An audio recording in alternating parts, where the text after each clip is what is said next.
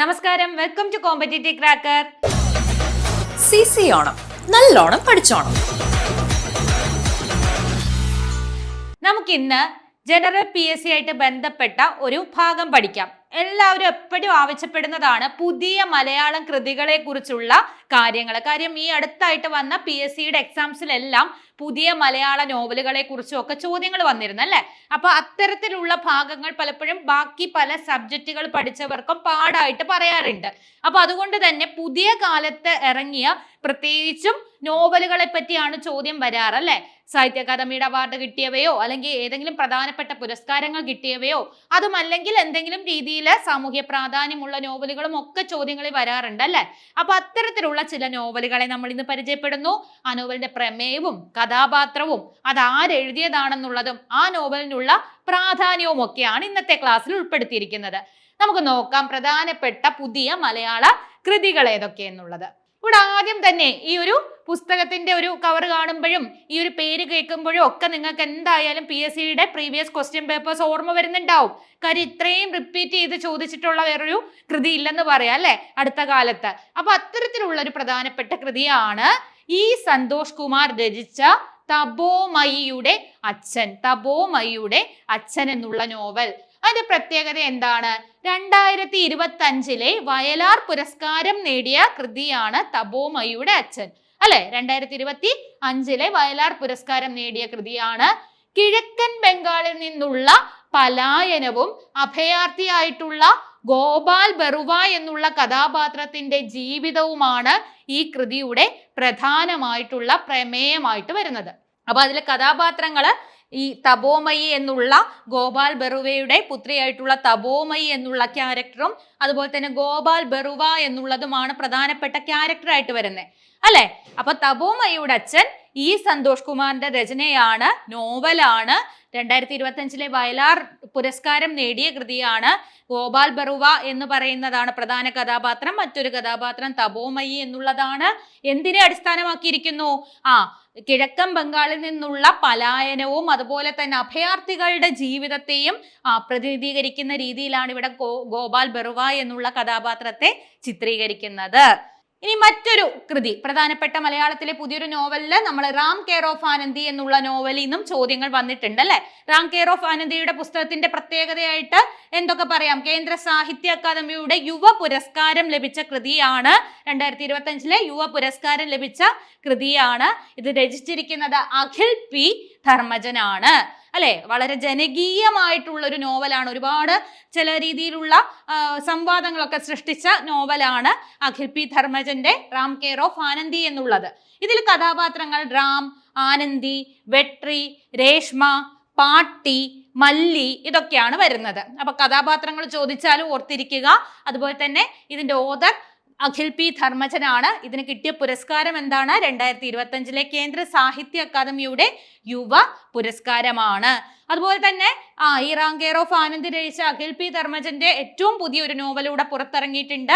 രാത്രി 12-ന് ശേഷം എന്ന പേരിലാണ് ആ നോവൽ വരുന്നത്. രാത്രി 12-ന് ശേഷം. ഇത് അഖിൽ പി ധർമ്മജന്റെ പുതിയ നോവലാണ്.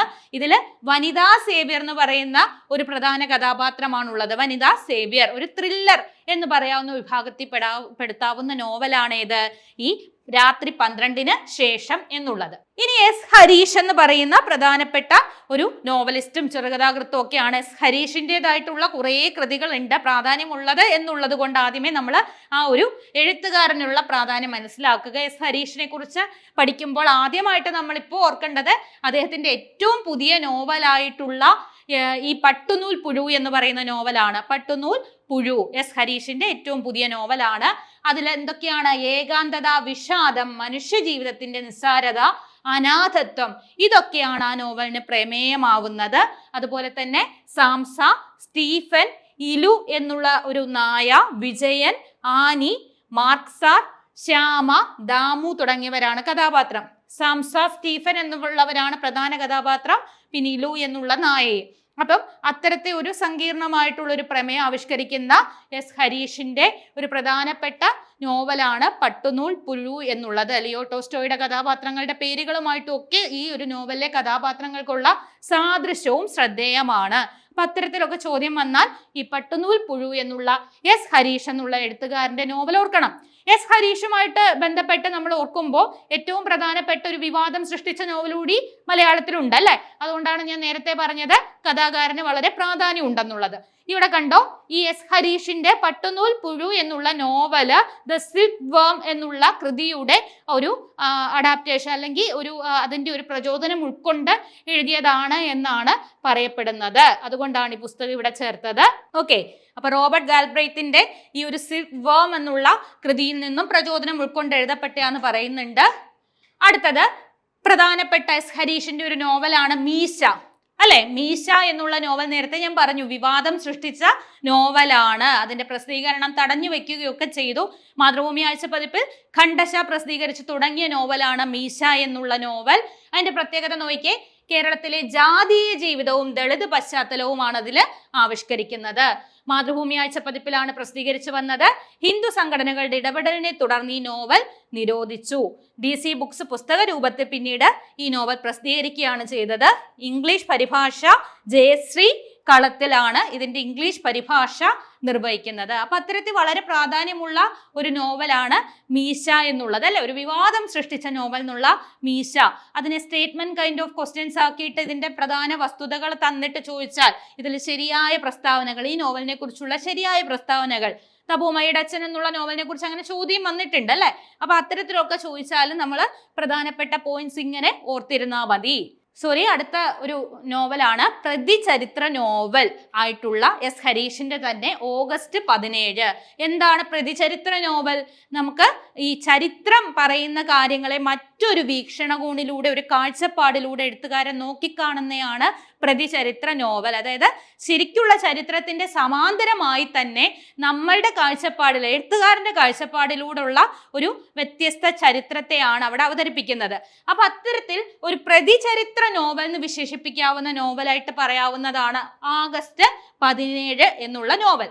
ഇതിന്റെ പ്രത്യേകത തിരുവിതാംകൂർ ഇന്ത്യൻ യൂണിയനിൽ ലയിക്കാതെ സ്വതന്ത്ര രാജ്യമായി മാറി എന്ന് ഒരു ഭാവനയിൽ സൃഷ്ടിക്കുന്ന കുറെ കാര്യങ്ങളാണ് ഈ ഒരു നോവലിന്റെ ഇതിവൃത്തമായിട്ടുള്ളത്. അതായത് ഓഗസ്റ്റ് 17 തിരുവിതാംകൂർ ഒരു ഇന്ത്യൻ യൂണിയനിൽ ലയിക്കാതെ ഒരു സ്വതന്ത്ര രാജ്യമായിട്ട് മാറി എന്നുള്ള ഭാവനാ സങ്കല്പത്തിൽ പിന്നീട് അതുമായി ബന്ധപ്പെട്ട് വരുന്ന രാഷ്ട്രീയ അട്ടിമറികളും സാംസ്കാരിക സാമൂഹിക രംഗത്ത് ഉണ്ടാവുന്ന ഓരോരോ മാറ്റങ്ങളും ഒക്കെയാണ് ഇവിടെ അവതരിപ്പിക്കുന്നത്. അതുകൊണ്ടാണ് അതൊരു പ്രതിചരിത്ര നോവൽ എന്ന് വിശേഷിപ്പിക്കപ്പെടുന്നത്.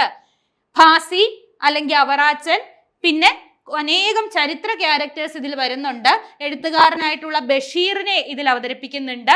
തിരുവിതാംകൂർ മഹാരാജാവ്, സർ CP രാമസ്വാമി അയ്യർ, അക്കാമ ചെറിയാൻ, പട്ടം താണുപിള്ള, ഇവരൊക്കെ ഇവിടെ കടന്നു വരുന്നുണ്ട്. അപ്പൊ അതൊരു പ്രതിചരിത്ര നോവൽ ആയതുകൊണ്ട് തന്നെ ഏത് രീതിയിൽ ഉള്ള ആളുകളാണ്, പല കഥാപാത്രങ്ങളും ചരിത്ര സ്വഭാവത്തിലുള്ള അല്ലെങ്കിൽ റിയൽ ആയിട്ടുള്ള ചരിത്ര വ്യക്തിത്വങ്ങളാണ് ഈ ഒരു നോവലിനുള്ളിൽ കടന്നു വരുന്നത്.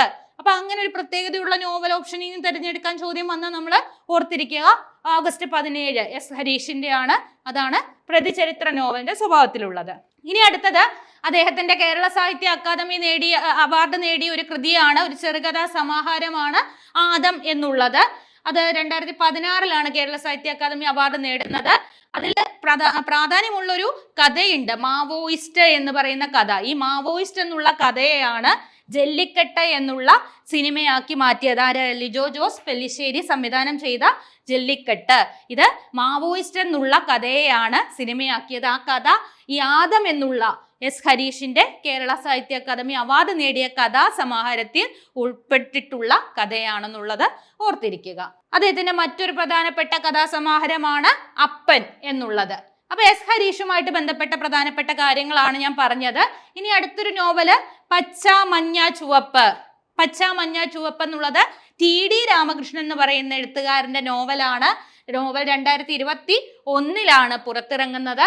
ഇന്ത്യൻ റെയിൽവേയുടെ പശ്ചാത്തലത്തിൽ എഴുതിയ ഒരു നോവലാണിത്. അപ്പൊ അതാണ് അതിന്റെ ഒരു പ്രത്യേകത. പച്ച മഞ്ഞ ചുവപ്പ് എന്നുള്ള നോവലിന്റെ പ്രത്യേകത എന്താ? അത് എഴുതിയ TD രാമകൃഷ്ണനാണ്. അതിന്റെ പ്രത്യേകത അത് ഇന്ത്യൻ റെയിൽവേയുടെ പശ്ചാത്തലത്തിൽ കഥ പറയുന്നൊരു നോവലാണ് എന്നുള്ളതാണ്. ഇനി ടി.ഡി. രാമകൃഷ്ണൻ എന്ന് പറയുന്ന വളരെ പ്രധാനപ്പെട്ട ഒരു എഴുത്തുകാരൻ അല്ലെ, നമ്മൾ പച്ച മഞ്ഞ ചുവപ്പ് അദ്ദേഹത്തിന്റെ ഒരു കൃതിയാണ്. എന്നാൽ അതിലും നിങ്ങൾക്ക് കുറച്ചുകൂടെ പരിചിതമായിട്ടുള്ള അനേകം കൃതികൾ ഉണ്ട് അദ്ദേഹത്തിന്റെ അല്ലെ.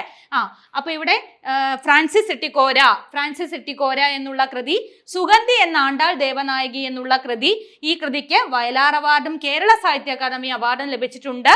പിന്നെയോ മാമ ആഫ്രിക്ക, അന്ധർ ബധിരർ മൂകർ എന്നുള്ള കൃതി, ആൽഫ എന്നുള്ള കൃതി, ഇതൊക്കെ അദ്ദേഹത്തിന്റെയാണ്. അപ്പൊ ഇതില് ഫ്രാൻസിസ് എട്ടിക്കോര എന്നുള്ളത് വളരെ ആഖ്യാനത്തിൽ ഭയങ്കര വ്യത്യാസം പുലർത്തിയ ഒരു നോവലായിരുന്നു അല്ലെ. ആഖ്യാനത്തിൽ എന്ന് പറഞ്ഞാൽ എന്താണ്, ആ കൃതിയുടെ ശൈലിയിലും കഥ പറയുന്ന രീതിയിലും ഒരു ലീനിയർ നരേഷനിൽ നിന്നും വിട്ടിട്ടുള്ള ഒരു രീതി നോവലിൽ അദ്ദേഹം പരീക്ഷിച്ചു. അപ്പം അതുപോലെ തന്നെ സുഗന്ധി എന്ന ആണ്ടാൾ ദേവനായകിയൊക്കെ അദ്ദേഹത്തിന്റെ വളരെ ഫേമസ് ആയ കൃതികളാണ്. അദ്ദേഹത്തിന്റെ തന്നെയാണ് നേരത്തെ പറഞ്ഞ ഇന്ത്യൻ റെയിൽവേയുടെ പശ്ചാത്തലത്തിൽ എഴുതിയ പച്ച മഞ്ഞ ചുവപ്പ് എന്നുള്ള നോവൽ. അപ്പൊ ടി.ഡി. രാമകൃഷ്ണൻ എന്നുള്ള എഴുത്തുകാരന്റെ ഏറ്റവും പുതിയ മറ്റൊരു നോവൽ കൂടിയുണ്ട്, കോരപ്പാപ്പന് സ്തുതിയായിരിക്കട്ടെ. അത് നമ്മളൊക്കെ വായിച്ച് നമുക്ക് ഇഷ്ടപ്പെട്ട നോവലിന്റെ തുടർ രൂപമായിട്ട് എഴുതപ്പെട്ടതാണ്. അപ്പം കോരപ്പാപ്പന് സ്തുതിയായിരിക്കട്ടെ എന്നുള്ള നോവലും ടി.ഡി. രാമകൃഷ്ണന്റേതാണെന്ന് ഓർത്തു വെക്കുക. അടുത്തത് ആർ രാജശ്രീ എന്നുള്ള എഴുത്തുകാരിയുടെ ഏറ്റവും പുതിയ നോവലാണ് ആത്രേയകം എന്നുള്ളത്. കല്യാണി എന്നും ദാക്ഷായണി എന്നും പേരായ രണ്ട് സ്ത്രീകളുടെ കഥ എന്നുള്ള നോവൽ എഴുതി വളരെ പ്രശസ്തയായ ഒരു എഴുത്തുകാരിയാണ് ഈ ആർ രാജശ്രീ എന്നുള്ളത്. ആത്രേയകം എന്നുള്ളത് പുതിയൊരു നോവലാണ്, ആർ രാജശ്രീ രചിച്ച പുതിയൊരു നോവലാണ്.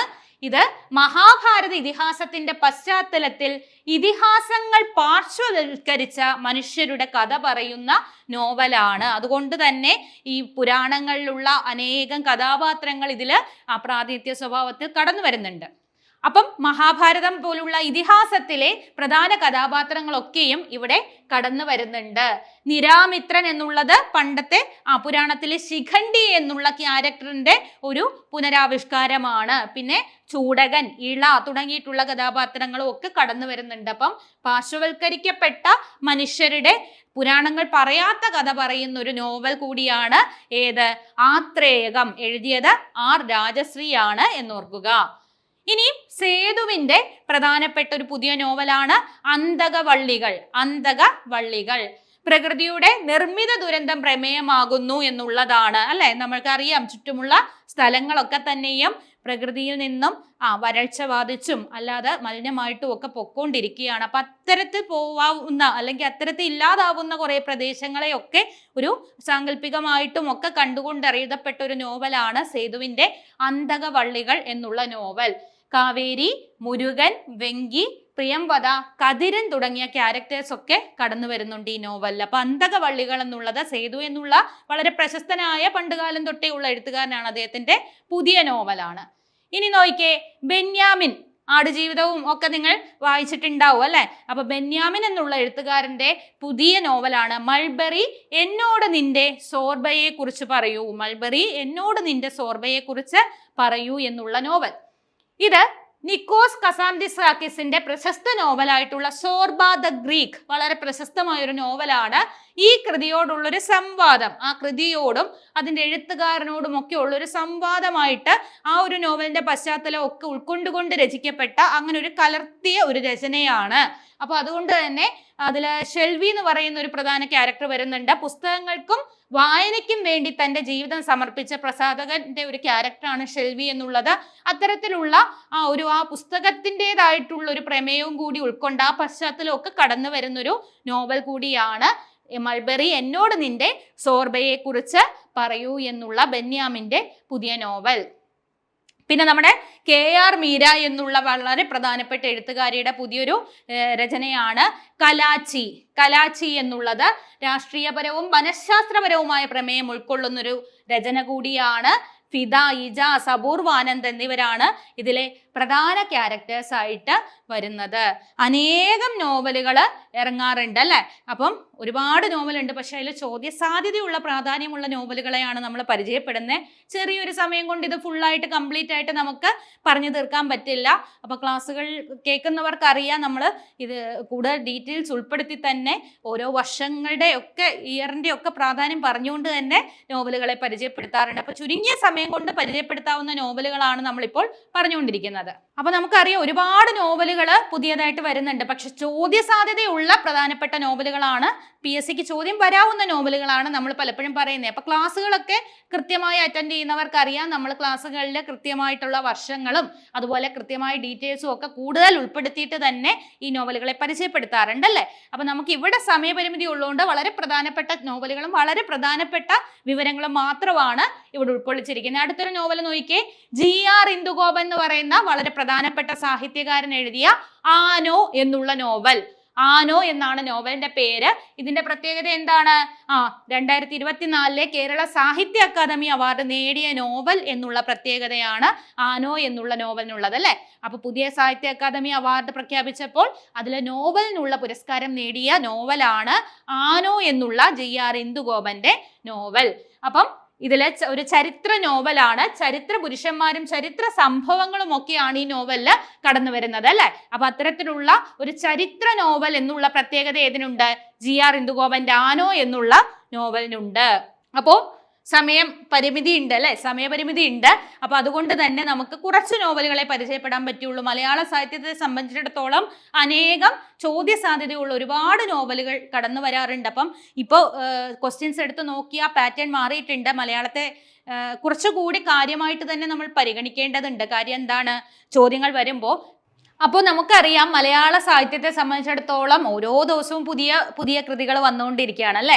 അപ്പൊ നോവലിനെ സംബന്ധിച്ചിടത്തോളം അനേകം പ്രശസ്തരായിട്ടുള്ളവരുടെ പ്രശസ്തമായ കൃതികളുണ്ട് അല്ലെ, ഒറ്റപ്പെട്ട കൃതികളും ഉണ്ട്. അപ്പൊ ഇതിൽ നിന്നൊക്കെ ചോദ്യങ്ങൾ വരാറുണ്ട്. PSCയുടെ പ്രധാനപ്പെട്ട ചോദ്യങ്ങൾ വരാൻ സാധ്യതയുള്ള നോവലുകളെയാണ് നമ്മൾ നോക്കി. അതിലും വളരെ പ്രധാനപ്പെട്ട കാര്യങ്ങൾ മാത്രമേ നമ്മളിവിടെ ഡിസ്കസ് ചെയ്തിട്ടുള്ളൂ. ഇനിയുണ്ട് അനേകം നോവലുകളും കൃതികളും ഒക്കെ ഇനിയുമുണ്ട്. അപ്പൊ ഇനി അത് മറ്റൊരു ക്ലാസ്സിലേക്ക് നമുക്ക് ഡിസ്കസ് ചെയ്യാം. അപ്പൊ എന്തായാലും ഇപ്പോഴത്തെ ഒരു PSCയുടെ പാറ്റേൺ വെച്ചിട്ട് മലയാളം കുറച്ചുകൂടി പ്രാധാന്യത്തോടെ പഠിക്കണമെന്ന് വേണം മനസ്സിലാക്കാൻ. കാര്യം മലയാളത്തിന്റെ സിലബസിൽ 10 മാർക്ക് തന്നേക്കുന്ന ചോദ്യങ്ങൾ മാത്രമല്ല, ചിലതിലൊന്നും മലയാളം ഇല്ലെങ്കിൽ പോലും എപ്പോഴും എന്താണ്, സാഹിത്യം എന്ന് പറയുന്ന സംസ്കാരത്തിന്റെ ഭാഗമായിട്ട് തന്നെ നമ്മൾ പഠിക്കേണ്ട ഒരു കാര്യമാണ്. അതുകൊണ്ട് തന്നെ പുതിയ കാല കൃതികളും ഒക്കെ എല്ലാ ചോദ്യ പേപ്പറുകളിലും ഏതെങ്കിലുമൊക്കെ രീതിയിൽ ഉൾപ്പെടുത്തി കാണാറുണ്ട്. അപ്പൊ എന്തായാലും PSC എന്നുള്ളതും ഒരു സർക്കാർ ജോലി എന്നുള്ളതും ഒക്കെ ലക്ഷ്യം വെക്കുന്നവരെ സംബന്ധിച്ചിടത്തോളം സ്ഥിരവും കൃത്യവുമായിട്ടുള്ളൊരു പഠനം അത്യാവശ്യമാണ് അല്ലെ. അതപ്പം ഈസി അല്ല, അതിന് എളുപ്പ വഴികളൊന്നുമില്ല. കൃത്യമായി നേരത്തെ പഠിച്ചു തുടങ്ങുക എന്നുള്ളൊരു ഒറ്റ വഴിയേ ഉള്ളൂ എന്ന് നമുക്കറിയാം അല്ലെ. അപ്പൊ ഇവിടെ CCയിൽ LDCയുടെ ഒരു പുതിയ ബാച്ച് സ്റ്റാർട്ട് ചെയ്തിട്ടുണ്ട്. അപ്പം നമുക്ക് എപ്പോഴും പറയാറുള്ളതാണ്, PSCയെ സംബന്ധിച്ചിടത്തോളം നമുക്ക് ഒരുപാട് പ്രതീക്ഷയുള്ള ഒരു തസ്തികയാണ് LDC എന്നുള്ളത്. അതുകൊണ്ട് തന്നെ നമുക്ക് ജോലി സാധ്യതയും കുറച്ച് കൂടുതലാണ്. അപ്പൊ ഇപ്പോൾ തന്നെ പഠിച്ചു തുടങ്ങാനായിട്ട് CCയിൽ LDCയുടെ 2027 ബാച്ച് സ്റ്റാർട്ട് ചെയ്തിട്ടുണ്ട്.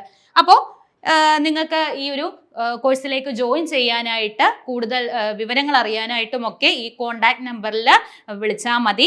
അതുപോലെ തന്നെ ഇപ്പം തന്നെ പഠിച്ചു തുടങ്ങുക എന്നുള്ളത് നമ്മുടെ മനസ്സിലുണ്ടാവണം. അപ്പോൾ CCയോടൊപ്പം ചേർന്ന് നമുക്ക് ഈ വരുന്ന PSC LDC എക്സാം ക്രാക്ക് ചെയ്യാം. അപ്പോൾ എല്ലാവർക്കും എല്ലാ വിജയാശംസകളും നേരുന്നു. അടുത്തൊരു ക്ലാസ്സിൽ കാണാം. ബൈ. CC ഓണം, നല്ലോണം പഠിച്ചോണം.